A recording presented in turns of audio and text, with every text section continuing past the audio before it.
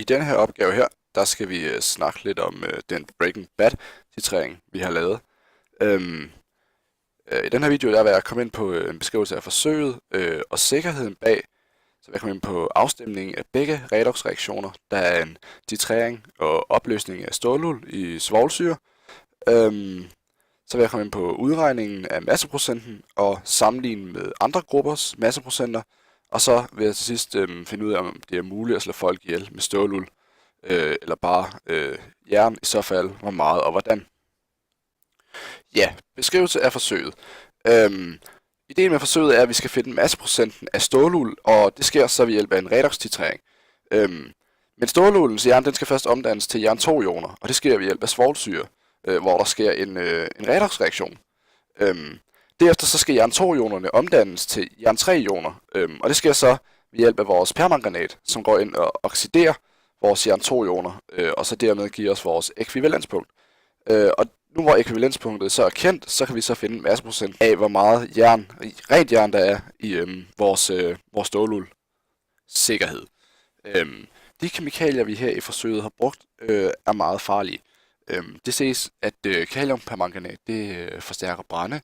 Det er giftigt at indtage, og så giver det langvarige men for vores vandlevende liv og organismer i havet. Giver vi på svovlsyre 2 molær i vand, jamen, så giver det slemme forbrændinger på hud. Det medfører øjenskader, hvis det kommer i øjnene.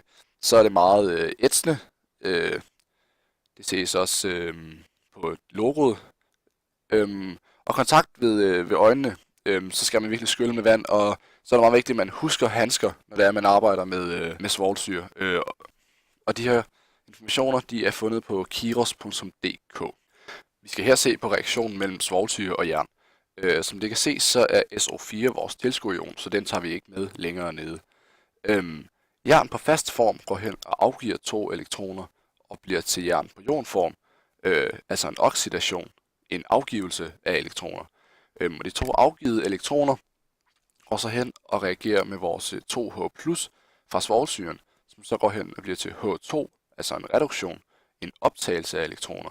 Og hvordan kan det så være? Jo, hvis vi kigger ned på spændingsrækken, så ligger vores jern til venstre for hydrogen, så jern vil gerne afgive elektroner til hydrogen. Yes, reaktionen mellem jern 2-ioner og permanganat. Som det ses her, der har vi vores reaktionsskema stående lige her, og den har vi tildelt oxidationstal. Det vides fra kemien, at O2 altid er 2 negativ, og vi har altså 4 af dem. Så det vil sige, at vores Mn, den skal altså have 7 ladning, fordi at den skal have 1 minusladning, det her stykke herover. Og der har vi herover lidt mere lige ud af landevejen, at 2 Fe++ og 3 her og 2 her. Og vi skal altså kigge på, hvad der går op og hvad der går ned. Og vi kan se, at Mn, den går fra 7 til 2. Så er vi altså nedgang på 5. Og for jern gælder det, at der går 1 op. Og det her oxideringen sker.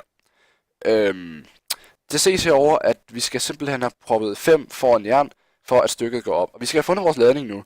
Ladningen, den skal vi finde ved at sige, okay, der er 1 herover, altså en negativ, og vi har altså 10 her. Så det vil sige, den er 9. Og vi skal på en eller anden måde have afstemt, således at der står 17 på begge sider, fordi herover der giver det 15 og 7. Så vi afstemmer med hydrogen, fordi at reaktionen er sur. Så vi skal have tilføjet 8H herover, fordi at fra 8 til 9, eller fra 9 plus 8, det giver 17. Men det betyder så, at vi har altså det ikke stemmer overens over på den her side, men der afstemmer vi med vand. Så vi siger på højre side, der skal stå 4 foran her med det må du lige leve med. At vi siger 4 her, altså det vil sige 8, og 4 vand, eller undskyld, 4 O. Og på venstre side, der skal vi have det samme, og det er der ganske rigtigt, så den stemmer altså overens, den her reaktion. Udregningen af masseprocent.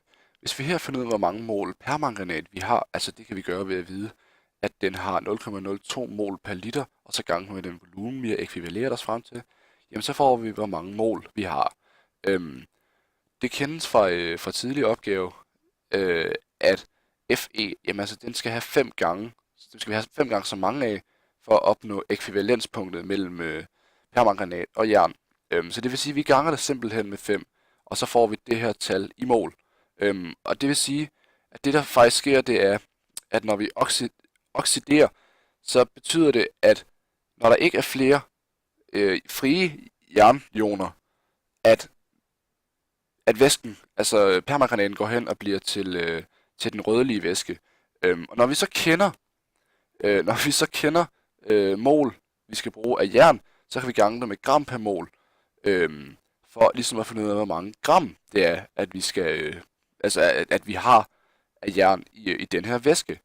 Og så kan masseprocenten findes ved at sige, at vi har den mængde jern, vi har regnet os frem til ved hjælp af vores udregninger, og hvor meget vi havde til at starte med, altså hvad det var, vi brugte, og vejede os frem til, finde ud af, at vi har altså 90% jern i den her ståluld.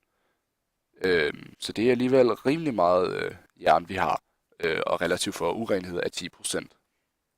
Sammenligning mellem masseprocenter.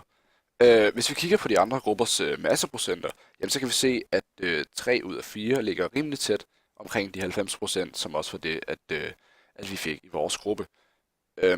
Dog kan det ses, at der er en gruppe, der stikker ud med omkring 20% i afvigelse af, hvad vi fik. Så det er ikke alle, der har fået omkring de 90%. Men alt i alt ser det egentlig meget fint ud med vores udregninger. Ja, og så bliver det spurgt, om man kan dø af for meget jern i kroppen.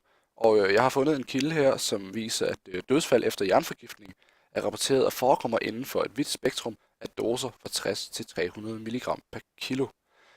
Og det skal selvfølgelig forstås på den måde, at det er opløste jernioner, der snakkes om. Så kommer man altså hen og bliver forgiftet af jern. På den anden side så kan jern også være sundt, det fås jo igennem mad osv. Men det kan så sandelig også være usundt, hvis man får for meget af det.